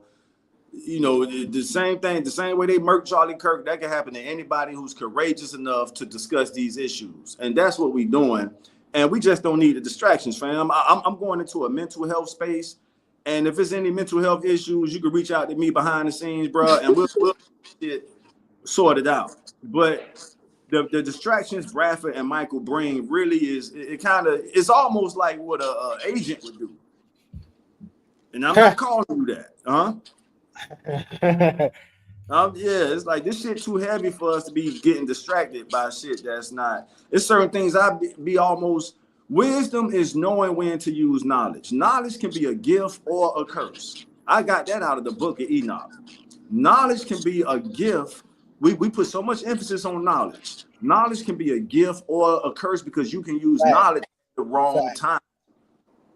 Wisdom is knowing when to use knowledge. You know what I'm saying? So we on this path. That's why sometimes y'all see us hesitant to say certain stuff because it might not be the right time to say it. But back to you, DB. I mean, come on, man. We appreciate you, but work with us. Yeah, just piggyback on what you were saying. That's what we was trying to tell Cairo that statement we had. Remember when she was like, He was talking about why would God want to prevent us from gaining knowledge. What you just said is the perfect example of why. Absolutely. I've seen it, bro. I've seen it in real time. A person use knowledge at the wrong time, whether it was by accident or on purpose. It was the wrong time to say what you just said, and that's wisdom, knowing when to say use knowledge. So yeah, now you right on with that. I'm glad you addressed that. See, I do remember her saying that. What up, all I see for me? All I see done joined the chat. Nephew Yes. Ghost, and I love this platform. I can tell, nephew, I can feel your energy through this damn technology. I love this platform. The mix of topics is amazing. I hope this doesn't go. We're not going. If y'all rock with us, we gonna grow together. Told y'all, Jamie gave me his blessing to do a spinoff. I don't want to go nowhere. I mean, if I do a spinoff, I hope it could be on this platform.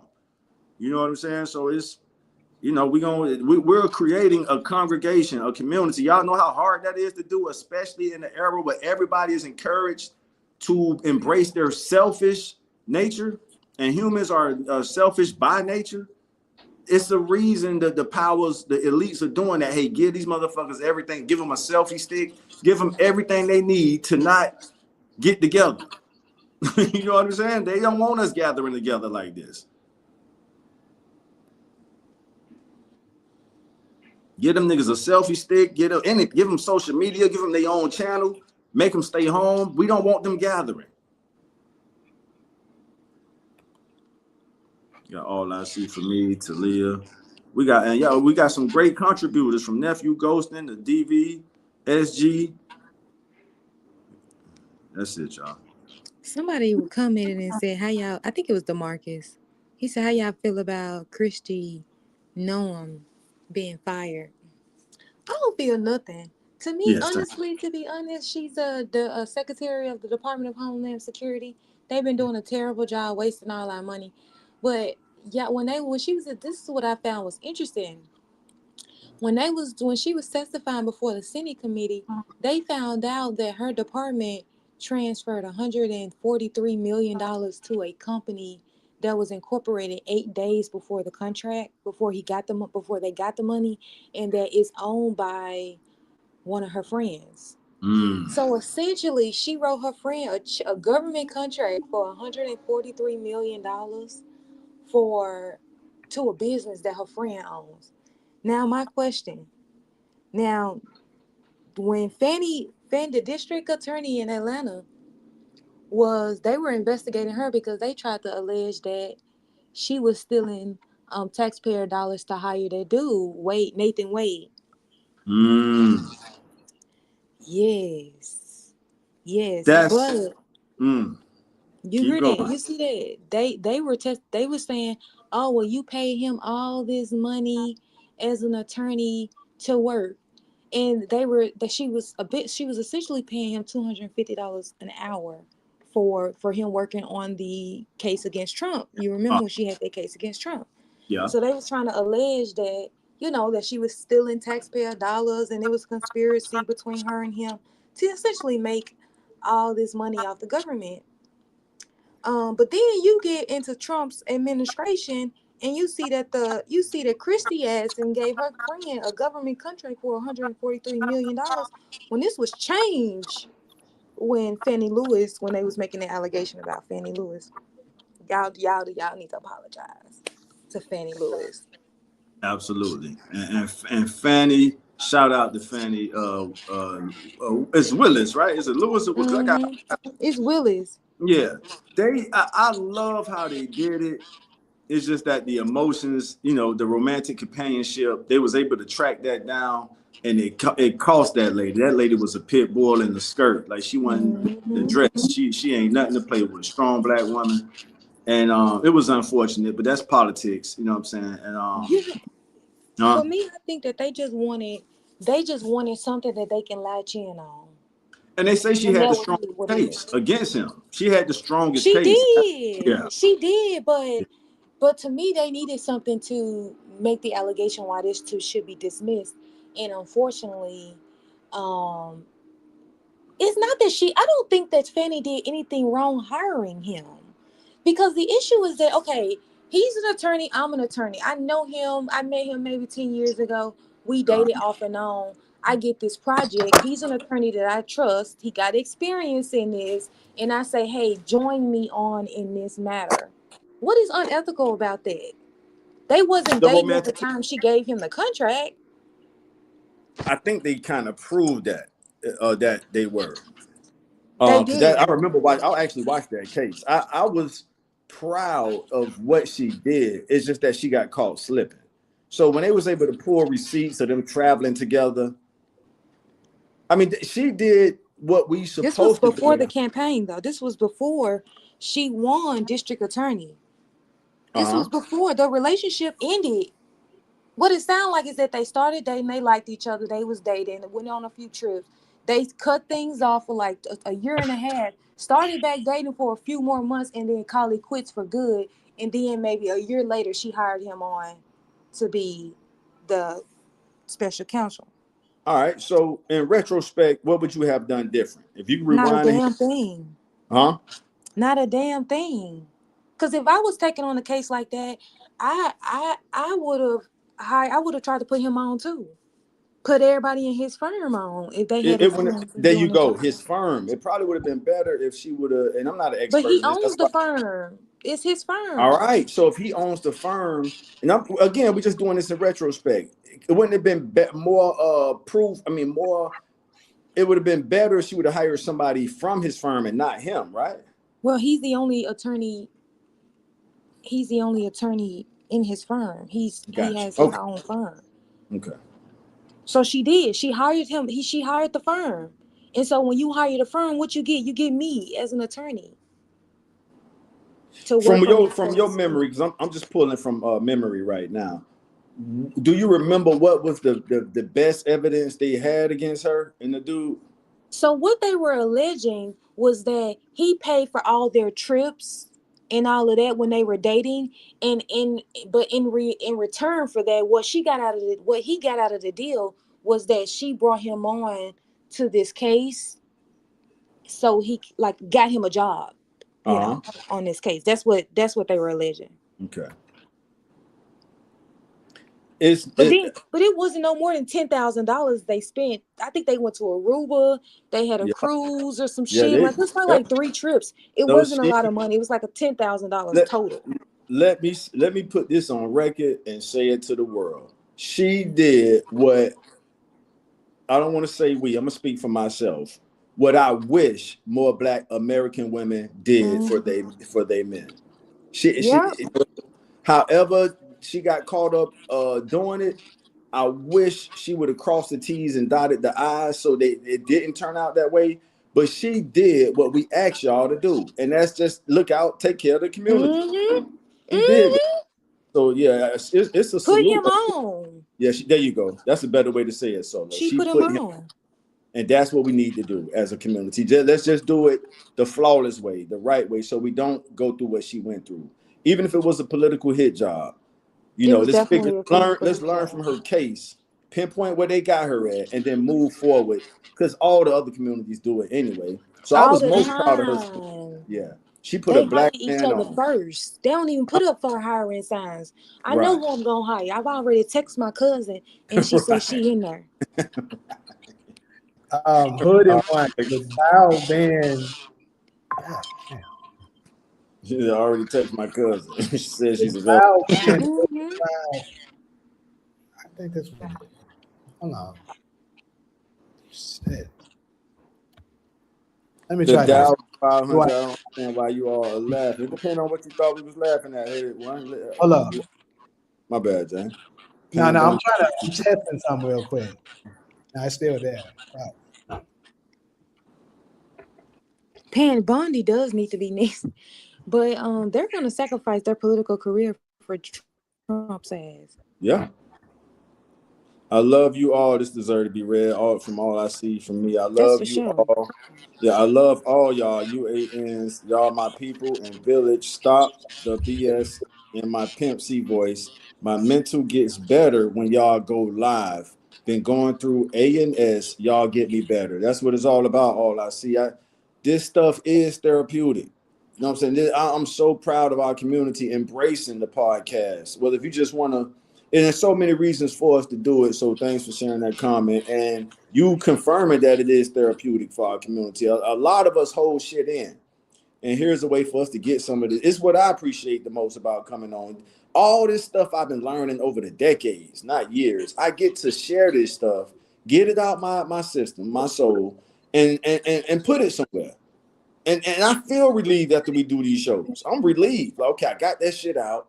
I shared it with my people. It ain't just in the private conversation. And now I can move on to the next thing. So, yeah. The Dow being 500 also, I mean, doesn't really matter too much to me because I'm prepared for it. You missed it when I talked about this. I'm ready for that motherfucker to crash. Yeah, me too, Jane. Let that motherfucker crash. We're gonna be all right. I'm gonna keep laughing. Go ahead, motherfucker.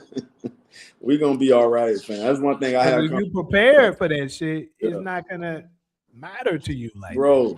I'm from the part of the country where hurricanes are known to hit. Right, this is where some of my confidence come from.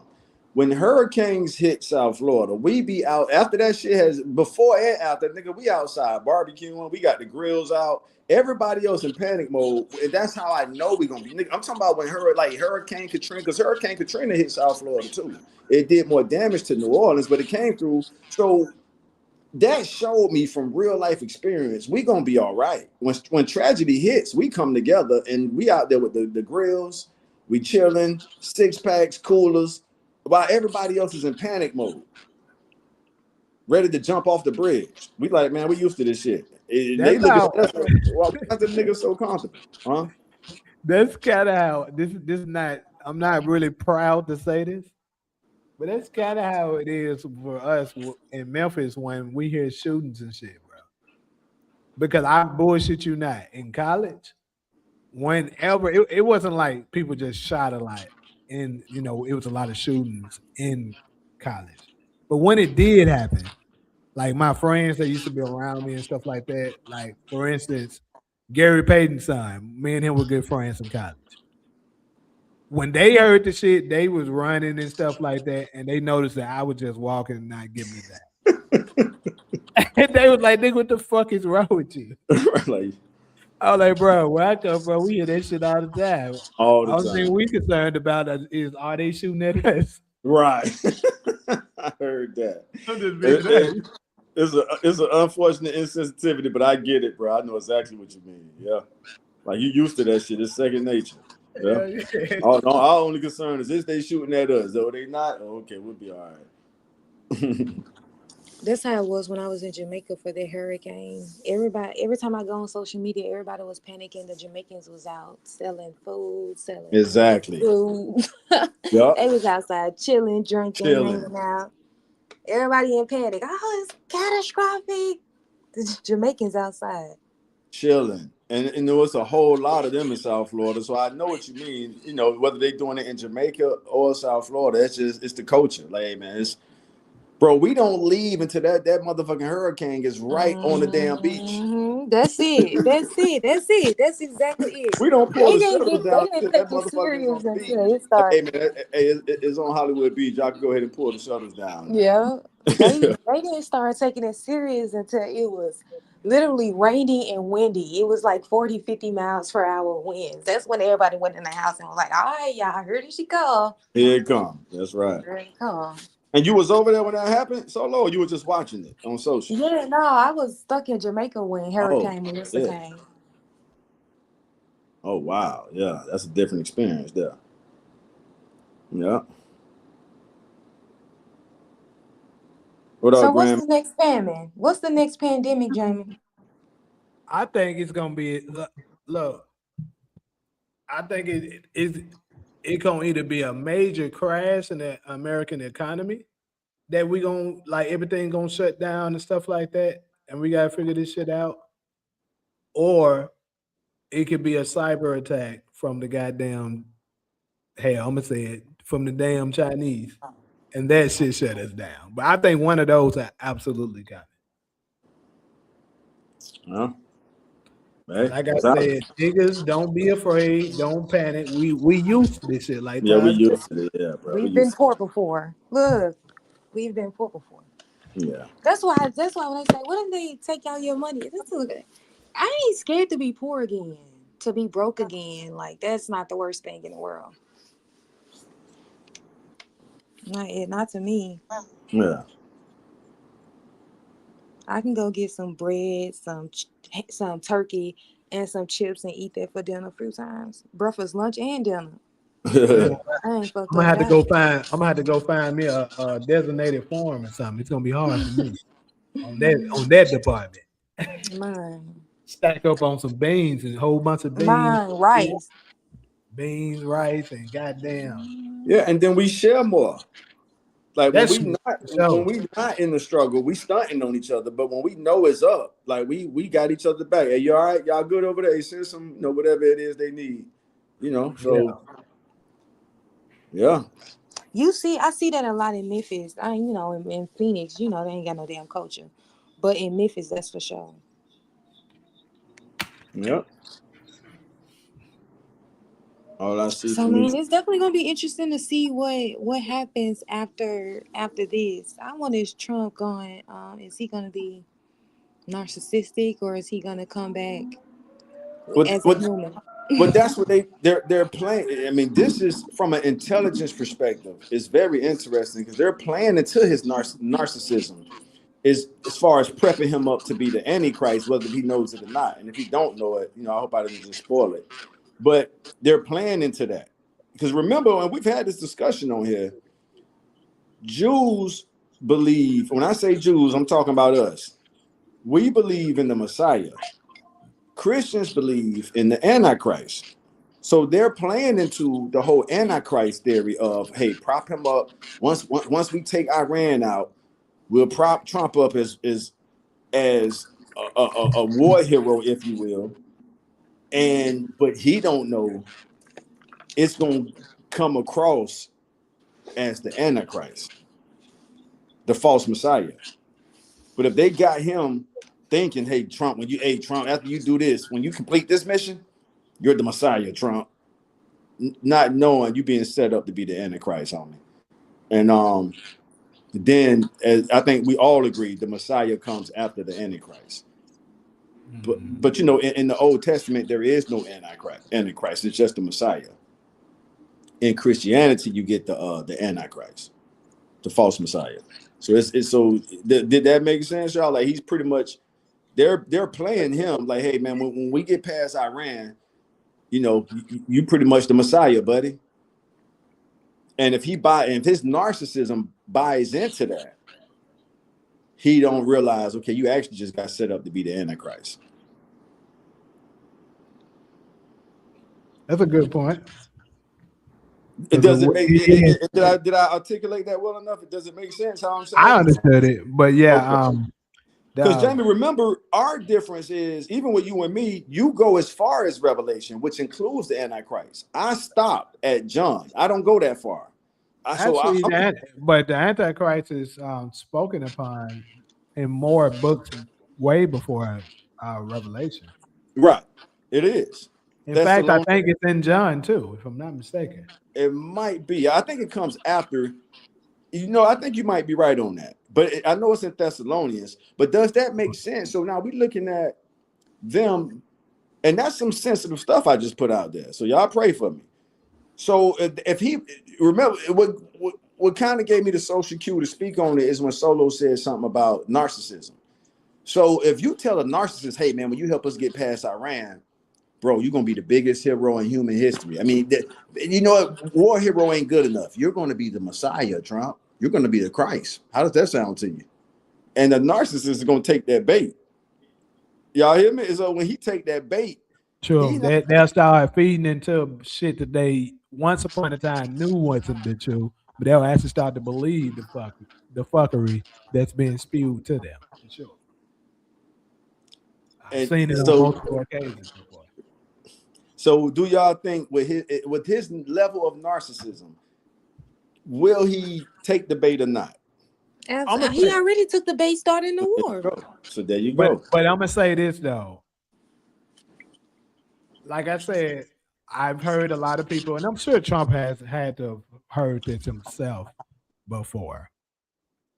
that people are looking at him to be the Antichrist. So there's no way I can not see him not hearing about it. Like my mama been saying it, and a couple of other people I know. Jamie, I got to give you credit, bro. You put it on my mental, and I was batting it down like, nah, ain't no way in the world Trump going. It ain't gonna be Trump. It's too obvious for it to be Trump. But as you've said before, when you allow a little time to go by, I'm all in on it now.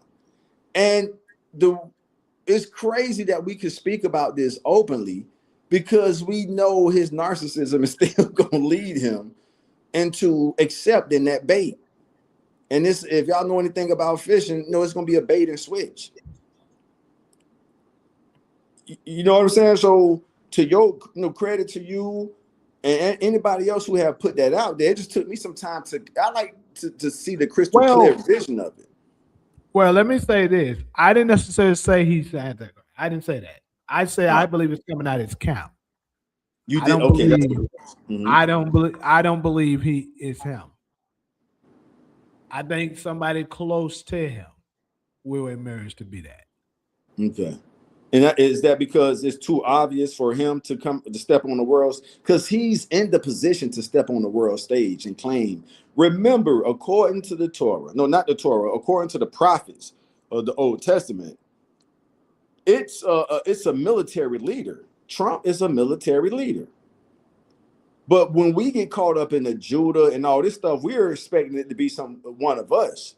But if you look at it through Christian theology, it can be him.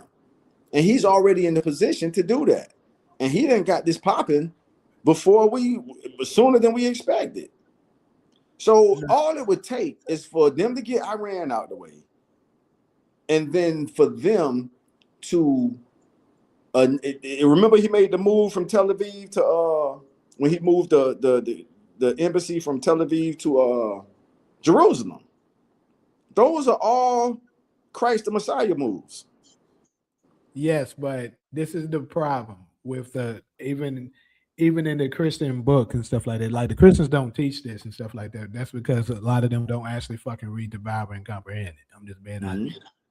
But it tells you in Revelation, it tells you who the Antichrist is and where it will come from. It literally breaks it down to a degree if you know how to read it. It tells you that it's going to come out of the Roman Catholic Church. So unless Trump is from there, which he is not, to my knowledge, it is not him. All right. I don't have nothing to add to that because it says they're gonna be sitting on. It says seeing a beast rise from out of the sea, having 10 horns, and 7 heads and 10 horns. The 10 horns, and then later on in Revelation, it describes it as the 10 horns represents 10 kingdoms, and the 7 heads represents 7 mountains, which the beast sits upon. What is only one place in the world that a kingdom that sits upon 7 mountains? That is the Roman Catholic Church. And then it also talks about it receiving a fatal wound to the head, but recovers. And what it means by that is basically, when you get hit by a fatal wound, especially to the head, what typically happens? You die, right? But it says it's going to recover from it. So the Roman Empire did get defeated and went down, right?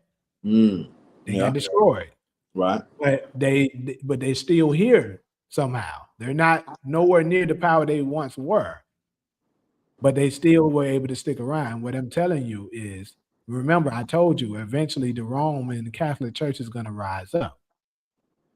They've been the ones controlling stuff in the shadows anyways. That's the reason why I also said when you ask who's more powerful between the Roman Catholic Church and the fake, the people that we don't supposed to be talking about, I told you it's the Roman Catholics. Because these are the people that people aren't aware of. They're not speaking about them, which is where you're in a way better position to do damage when people are unaware of you. So eventually, that's the reason why I said it might play out the way you were saying about Trump putting them in the front lines to be able to get taken out. And if that does happen, that's when the other people, the Catholic Church, will show up. Man, some interesting stuff. Yeah. All right. And that would be the fatal wound to the head being healed that it talks about in Revelation.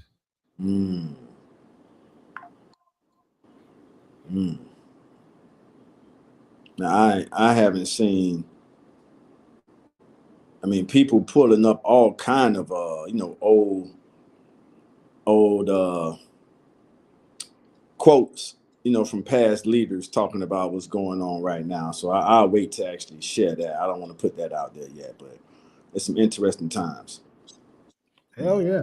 Very interesting times is happening. Some of this shit happening way faster than you would have thought it would. Yeah, bring it on. And that's the thing, those people over there, they want to do what they can do to bring in the Messiah, to usher in the Messiah as soon as they can. You know what I'm saying? So it's like they want to do whatever's necessary to bring about the Messiah. The people we're not supposed to talk about. Because that kind of puts them, or at least they believe it will put them in a superior position. The sooner you can do it. Now, Trump could possibly qualify for the person of what they call in Christianity the false prophet. That's what I was just saying. Well, you said prophet, so that would be the prophet. The false prophet and the Antichrist is not the same person. It's not the same. All right, gotcha. Yeah, they're not the same. Basically, the false prophet is the one that is the false prophet is the one that's going to basically encourage the others that the quote unquote Antichrist or the beast is the Messiah. The thing, if the Roman Catholic Church, because keep in mind, Trump is, I believe he's going to be, remember what my brother was talking about them trying to force you to worship on Sunday. And if it does come to that, Trump, I could see Trump being pro worshiping on Sunday. I absolutely can see that.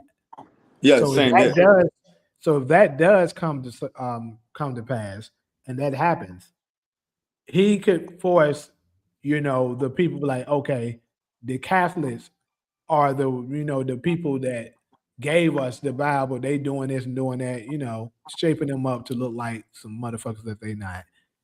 And be like, so we're going to follow what they're saying and worship on Sunday. Because they tried to accomplish this before. This is not the first time. They tried it under Reagan as well. But it failed.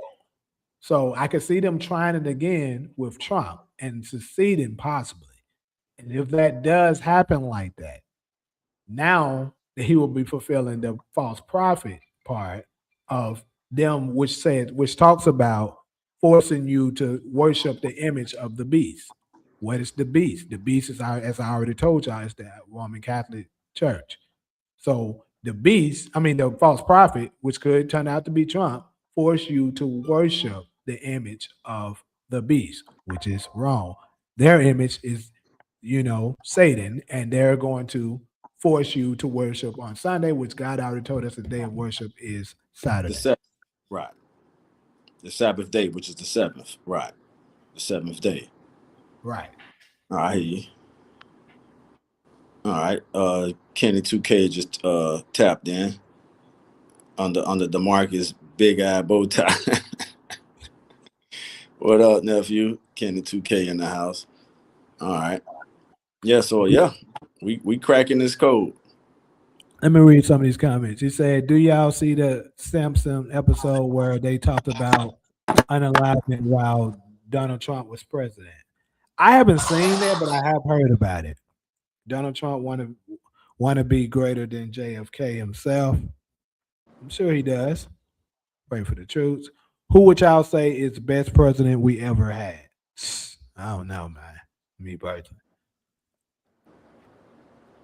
The seven heads could also be talking about the seven world powers: China, France, Germany, No, Italy, Japan, Russia, United States, United Kingdom, the United States, India. Well, as I said, Power Fan 5, it tells you, if I'm not mistaken, I want to say it's in Revelation 15. I can look for it.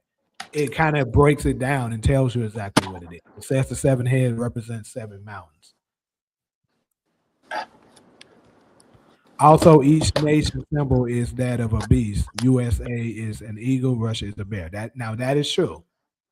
That is true. But see, that's the 10 kingdoms that it was talking about. So you're kind of confusing it. It talks about seven heads, which it later on says is the mountains, and then it says the 10 heads, the 10 horns. I meant, which is represents 10 kingdoms. That's the part you're talking about, which USA, Russia, etc. will be named. Like you're partially right, but that's the representation of the horns, not the heads.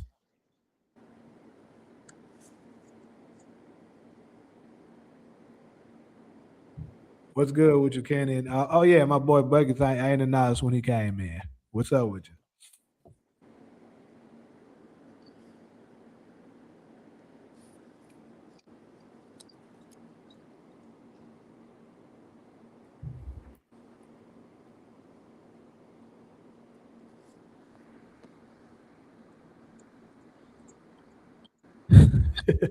Y'all niggas is funny. Hold up, I didn't know the solo gone. What happened to Solo? I don't know. Yeah. All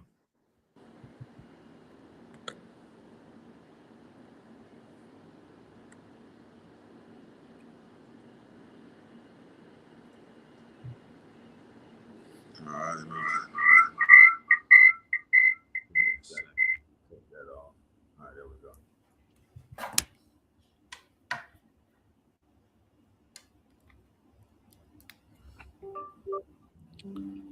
But yeah, pretty much we don't cover everything. We got some any other closing remarks. We can throw that out there. All right. It's just interesting. How long do y'all think the nephew war? mentioned something about it.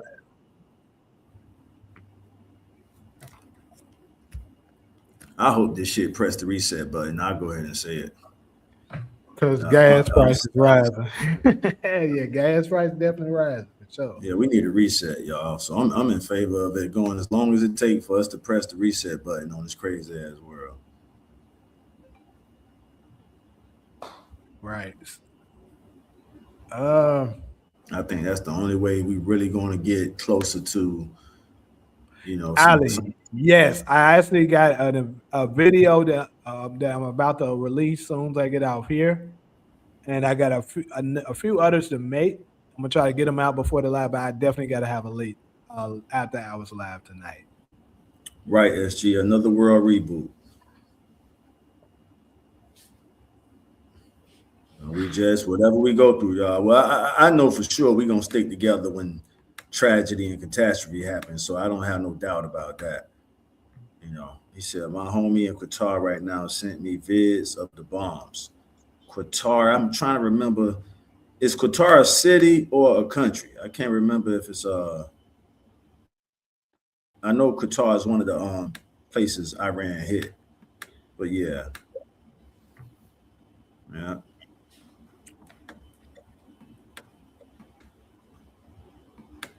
me see here. Gas, yep, gas about to go up. Oh shit! Yeah, I guess. Kenny, you got to send your link to the music too, man. I know I'm an old head, but I'm still a hip hop kid at heart, man. I want to check out some of your stuff.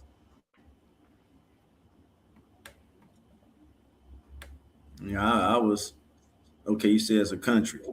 Yeah, my 20s. I think I moved on from the hip hop rap world like in my early 30s, about 33, 34, something like that. But that's still what my heart is, man. I still mentor some younger artists and try to provide guidance, with them.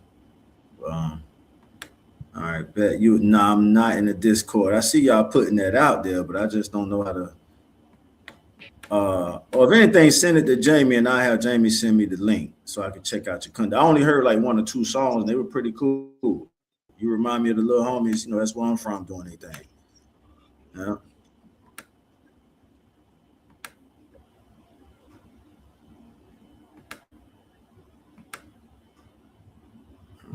Let's see. Lose our minds or something happened to Chat GPT. That's DV. His fans already dubbed him as Emperor. That's SG. Damn. That's Talia.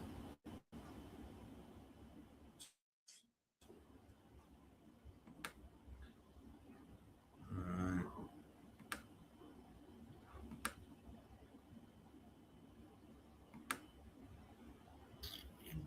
Okay. So that's it, Jamie. We hit all the topics. Yeah, we pretty much did. He said this is why you got to check out Cross and Paradise because they actually speak on these situations. Yeah, that's your second time hearing that, and I ain't gonna lie, DeMarcus, it's just been tough doing it, bro. Because I've been covering so much shit. I be having only so much time, like trying to balance out auditions, classes, so many hours in the day. keeping up with some of this political shit, keeping up with what Raising Canaan got to go on, then making the videos for that, individual videos, then doing the separate lives that I be doing. I don't have that much time, yeah. I'm just saying. Right. That's why I must say Mark Dark, I got to give that dude some props on how he be keeping up with all these damn shows. But what it is for him, though, he probably just watch it one time and then write notes down and just do his videos after that and just keep it pushing. Like he don't do deep dissections of the shows and stuff like I do, I would say. So that's probably how he's able to keep up. And of course, he don't do political stuff. He don't do, religion stuff. He also, don't do lives. So that's how he's able to balance his time to be able to still do it. I do NBA content too. So I do way too much. So it's hard for me to watch all of this shit. I got to pick and choose on what it is I can watch. But I did watch a few episodes of Cross. I watched like maybe 3 to 4 episodes.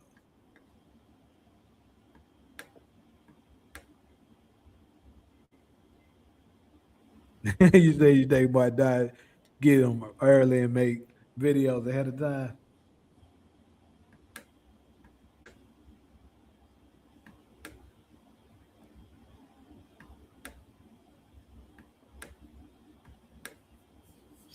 Pray for the troops for sure. Jamie, you saw that clip where the black soldier was inviting the UNs to come get on the battlefield. I mean the YNs, the YGs and the YNs. You said what? You like y'all love to flashy guns, shoot and kill people. We got a job for you. It kind of went viral. You didn't see it yet? Some white dude said that like a little while, like months ago, last year sometime. He was saying that for all the war that's going on in Iran, I'm telling you, you got a lot of people right there in Memphis, Tennessee. They'll take out the whole business. He said, I think I still got that video in my phone. He was like, I'm telling you, they ain't playing down there. yeah, for real. Hell yeah, I was like, but nah, they need to stay put. We ain't got nothing to do with that. Don't y'all jump in that bullshit war. Who would y'all say is the best president we ever had? I'd probably say Lincoln. I'll have to say Abraham Lincoln. Trump claimed he the best since Abraham Lincoln. Trump said he the best since Lincoln. And depending on how this turned out, yeah, if he lead us to a reset, I have to put him in that top 5. I won't say right after Lincoln, but that's what I'm hoping for, man. If he give us that reset, this is how I look at it, and that's where I think me and certain people bump heads, but I don't give a damn, as y'all know.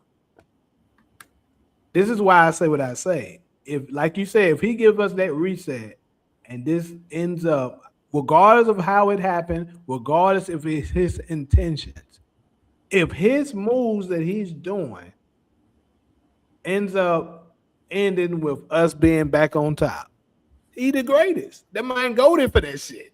What are we talking about? And I told my mama this shit, right?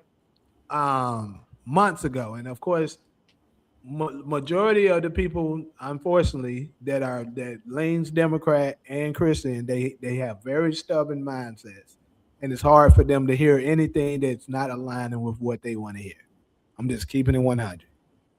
But later when I was down there, like maybe 2-3 months ago, possibly, maybe a little longer than that. But anyways, she finally was listening enough for me to kind of get out my thoughts of why I be saying the stuff I be saying. And she kind of somewhat agreed. Because what I was telling her is like, bro, whether Trump is willingly doing it or not doesn't matter. But what I believe is happening is God is putting Trump in the position to put us back on top. I'm not saying it's his intentions to do that. Right. But he's still doing it. Regardless. He's still doing it. Yeah, that's for sure. That's for certain. So that's how I always looked at it. We'll take it however it come. I hear you. However it come, we'll take it. Yeah.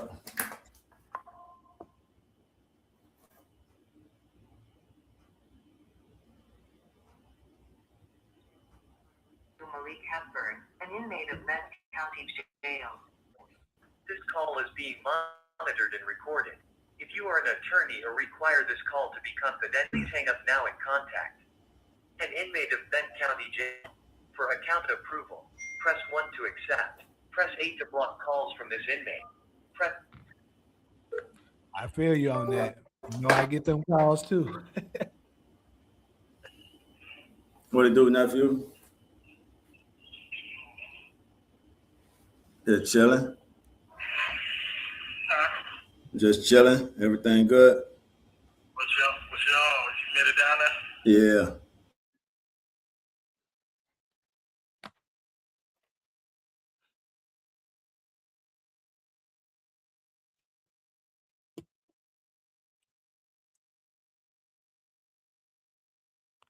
You said you sent Mark Dark information too. What do you mean? Yeah, that's your good. That nigga funny.